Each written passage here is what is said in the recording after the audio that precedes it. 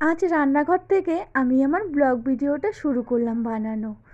প্রথমেই এই যে ময়দাটা মেখে নিয়েছি, ছেলের টিফিনে আজ দেবো লুচি, সে কারণে আগে ময়দাটা মেখে ঢেকে রাখলাম। তারপরে আলু নিয়ে নিলাম, এবার আলুটা ছুলে ছেলের জন্য লুচির সঙ্গে তো একটা কোনো কিছু করে দিতে হবে, তার জন্য আমি ডুমো ডুমো করে আলুর একটা তরকারি করে দেবো। তো শুভ সকাল বন্ধুরা, তোমরা সবাই কেমন আছো? আশা করছি যে যেখান থেকেই আমার ব্লগ ভিডিওটা দেখছো সকলে তোমরা ভীষণ ভালো আছো, আমরাও খুব ভালো আছি। আজকের তারিখটা হলো 27 তারিখ, আর আজকের বারটা হলো সোমবার।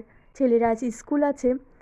আর এদিকে আমি কড়াইটা বসিয়ে দিলাম, এবার তেলটা দিয়ে আমি আবার এইখানে এপাশে কড়াইটা বসিয়ে দিয়েছি। এখানে ভাতটা হয়ে গেছে, ভাতটা আমি উপর দিয়ে আমি ওই আলু তরকারিটাও করে নেব।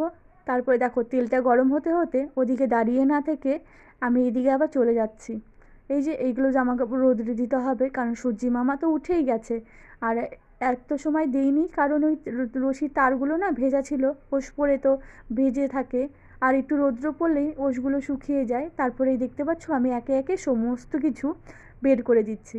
আর কদিন থেকে মাম্মাম সোনা একটু দেরি করে উঠছে, আর ও যদি একটু দেরি করে ওঠে আমার কিন্তু ভালোই হয়, কারণ তাহলে আমি কাজগুলো গুছিয়ে তাড়াতাড়ি করে করতে পারি। আর ও থাকলে ওকে দেখতে হয়, একটু দেরিই হয়ে যায়। আর দেখো তাড়াতাড়ি করছিলাম কারণ ওদিকে আবার কড়াই বসিয়ে দিয়ে এসেছি, আবার গরম হয়ে যাবে। তো এভাবেই সকালবেলার থেকে রাত পর্যন্ত ছোটাছুটি করতে হয়, ছোটাছুটি করে সমস্ত কাজবাজ কিন্তু করেই নিতে হয়। এই যে আবার দৌড়ে চলে আসলাম রান্নাঘরে, ফোনটা অফ করে লুচিগুলো বেলে নিলাম। বেলে দেখতে পাচ্ছ একটার পর একটা ছেড়ে দিলাম, তাড়াতাড়ি করে চলো ভেজে নিই।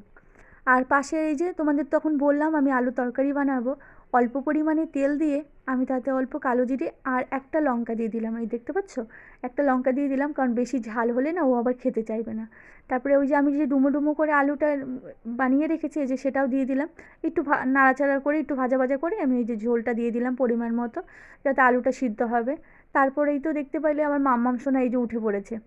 আবার ওই আলু তরকারিটা ঝোলটা দিয়ে মাম্মাম সোনাকে উঠিয়ে নিয়ে আসলাম। আর সকালবেলা বাচ্চাদের বুঝতেই পারো, একটু মার কোলে না আসলে কিন্তু হয় না। এদিকে সবাইকে উঠিয়ে দিয়েছি, বাজে এখন 8:30। আর ছেলের তো এখন স্কুল, ওই 9:30টার দিকে গাড়ি আসে। এখন না বেশ ভালো হয়েছে, আগে তো 8টা 5-এর মধ্যে গাড়ি আসতো, আরও ভীষণ তাড়াহুড়োর মধ্যে পড়তে হতো। ছেলে স্কুলে চলে গেল, বরমশাই চলে গেল, আমারও কিছু কাজবাজ ছিল সেগুলোকে করে স্নান টান করে এই যে পুজোর ফুল উঠিয়ে নিচ্ছি। এবার আমি পুজোটা দিয়ে নেব। জবা ফুলগুলো এখন ওই পোকা হয়ে গেছে ফুলগুলোতে ভীষণ, কোনো কোনো ফুল তো আমি উঠাতেই পারি না, এত পোকা। আর এখানে কিছু গাঁদা ফুলও উঠিয়ে নিলাম। আর দেখো এরই মাঝখানে পার্সেল চলে আসলো, এটাতে কী আছে বলো তো? তোমরা আশা করি অনেকে বুঝতেই পেরেছো, মাম্মাম সোনার ডাইপার ছিল। তারপরে পুজোটা দিয়েই এদিকে মাম্মাম সোনা একটু ঘুমোলো। এই ফাঁকে এই যে সমস্ত জামা কাপড়গুলো আমি এগুলো উঠিয়ে নিচ্ছি। একটু রোদ থাকতে থাকতে উঠিয়ে নিলে বেশ ভালোই হয়, পরে উঠালে জামা কাপড়গুলো ড্যাম ড্যাম হয়ে যায়। তার জন্য আমি দেখতে পাচ্ছ পুজোটা দিয়েই সমস্ত জামা কাপড় কিন্তু উঠিয়ে নিচ্ছি। আর পুজো দেওয়ার আগে আগে মাম্মাম সোনাকে আমি ঘুম পাড়িয়ে নিয়েছিলাম, কারণ ও ভীষণ কান্না করছিল। আর ওকে ভাসতে নিয়ে গেছিলো ওর দিদা বাড়িতে। তো সেই ফাঁকে আমি স্নান পুজোটাও করে নিলাম। তারপরে আসার পর ওকে ঘুম পাড়িয়ে পুজোটা কমপ্লিট করলাম। দেখতে পাচ্ছ সমস্ত জামা কাপড় উঠিয়ে নিয়ে এই যে ঘরে চলে আসলাম। আর তারাও দেখাচ্ছি আমার মামাম সোনা কিন্তু ঘুমোচ্ছে। আর ওদিকে আমি জামা কাপড়গুলো রেখে ডালের বড়িগুলোও দিয়েছিলাম রোদ্রে। তোমাদের দাদাভাই শনিবারের দিন নিয়ে এসেছিলো, পরে কি এগুলো না অল্প ড্যাম ড্যাম থাকে, রোদ্রে দিয়ে রাখলে বেশ অনেক দিনও কিন্তু যায়, বেশ ভালোও থাকে। আমি চালেও শুকনো লঙ্কা দিয়েছি। আর ওই যে কুলগুলো যে ঝুড়িতে ওগুলো একটা একটা করে দুটো দুটো করে পড়ে, প্রতিদিন উঠিয়ে উঠিয়ে ওগুলোও একটা ঝুড়িতে চালের উপর দিয়ে দিয়েছি। এই দেখো সমস্ত ডালের বড়ি উঠিয়ে নিলাম। আর এই ডালের বড়িটা না খেতে আমার ভীষণ ভালো লাগে। আর এই যে লঙ্কার ঝুড়িটাও পেরে নিলাম। এইগুলো কেনা শুকনো লঙ্কাই, তবে একটু ড্যাম ড্যাম হয়ে গেছিলো, একটু রোদে দিয়ে রাখলে বেশ কিন্তু ভালোই হয়, আরও বেশ অনেক দিন যায়, নলে না ভিতর দিয়ে কেমন ফাকুন্দার মতো পড়ে যায়। আর এই লঙ্কাগুলো না ভীষণ ঝাল কিন্তু। আর আমি সমস্তটা এখন ওই যে থালে নিয়ে নিলাম, এবার আমি কৌটোয় ঢুকিয়ে রাখবো। তারপরে আজকে যেহেতু বালিশ কভার সমস্ত কিছু ধুয়ে দিয়েছিলাম, বালিশগুলোও আজকে একটু রোদে দিয়েছিলাম। আর ওই দেখো আমার মামা সোনাও ঘুমোচ্ছে, তো বালিশগুলোও চাল থেকে পেরে নিলাম। আর এই যে যেই সব জামা কাপড় লাগবে সেগুলো আমি বারান্দার আলনাটায় গুছিয়ে রাখছি। আর মাম্মাম সোনার ফুল প্যান্ট সোয়েটার এগুলো তো সবসময় লাগে, তার জন্য হাতের সামনেই রাখলাম। আর এই গামছাটা তোমাদের দাদাভাই আসলে লাগবে, তো তার জন্য আমি এখানে রেখে দিলাম। এই যে মাম্মাম সোনার এদিকে দেখো মাম্মাম সোনা আমার উঠে পড়েছে, মাম্মাম সোনার জন্য খাবার বানাচ্ছি। এদিকে দেখো আমার সোনা বাবাও চলে এসেছে। তো চকলেট দিয়েছে কে যেন, তো আবার নিয়ে এসেছে, দুটো দিয়েছে, একটা বলছে একটা বুনুর একটা আমার। আর এই দেখো মাম্মাম সোনার খাবারটাও বানিয়ে নিলাম। চলো মাম্মাম সোনাকে খাইয়ে দিই। এটা অল্প জলে বসিয়ে দিলাম বাটিটা, আর তার এই ফাঁকে আমি এই যে ছেলের সোয়েটারটা খুলে দিই।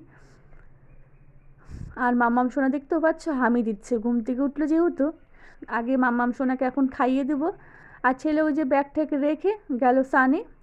আর এই ফাঁকে আমি মামাম সোনাকে খাইয়ে দিলাম। এবার একটু মামাম সোনাকে সাজুগুজু করে, ঘুম থেকে উঠলো যেহেতু ঠান্ডা ঠান্ডা লাগছে, মাথায় একটু তেল দিয়ে তারপরে সোয়েটারটা পরিয়ে দেবো, সোয়েটার ফুল প্যান্ট এগুলো পরিয়ে দিয়ে নিচে নামিয়ে দেবো, ও খেলবে। এই ফাঁকে ছেলেকে আমি পরিষ্কার পরিচ্ছন্ন করে দেবো।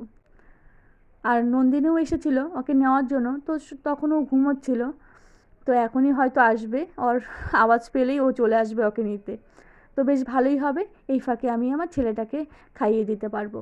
কারণ ও এসেই না এখন খেতে চায় না, জানো তো, বাড়িতে আসতে আসতেই এখন ওই কটা বাজে বলো তো, ওই 4:45টার মতো বেজে যায়। তারপরে তো ওই হাত মুখ ধুতে হয়, স্নান করতে হয়, এইসব করতে করতে সকালে যেদিন স্নান করে যায় সেদিন আর স্নান করতে হয় না, আর যেদিন স্নান না করে যায় সেদিন গরম জলে স্নান করিয়ে দিই। আর আসার পর ও ভীষণ কান্নাকাটি করে। আর এই দেখো এখন পরিষ্কার পরিচ্ছন্ন হয়ে বলছে আর খাবে না, খিদে পায়নি। এদিক কেন বললো বলো তো ওই কথাটা? কারণ ওই যে তাহলে তো আবার সাইকেল চালাতে পারবে না, সন্ধ্যা হয়ে যাবে। আর বলছে তাহলে তুমি আমাকে খাইয়ে দাও, আমি সাইকেল চালাবো। তো আমিও দেখতে পাচ্ছ থালে ভাত নিয়ে চলে আসলাম, কারণ ও না আসা পর্যন্ত তো আমিও খাই না, আমার খেতে ইচ্ছে করে না। কারণ ও তো সারাদিন পর ওই একবার আসে, আমি কেন জানি পারিই না। ও আসলে তবেই আমি একসঙ্গেই খাই দুজনে। আজ ভাবলাম চলো ও যেহেতু বায়না করছে, তো ও সাইকেল চালাক, এই ফাঁকে ও খাক আমিও খেয়ে নিই, দুজনেরই খাওয়া হয়ে যাবে। তো এইভাবে মা ছেলে দুজন খেয়ে নিলাম। খেয়ে সমস্ত বাসনপত্র এই যে কলপারে বের করে এখন মেজে নেব। আর এই ছেলেকে মুখটাও একটু মুছিয়ে দিলাম।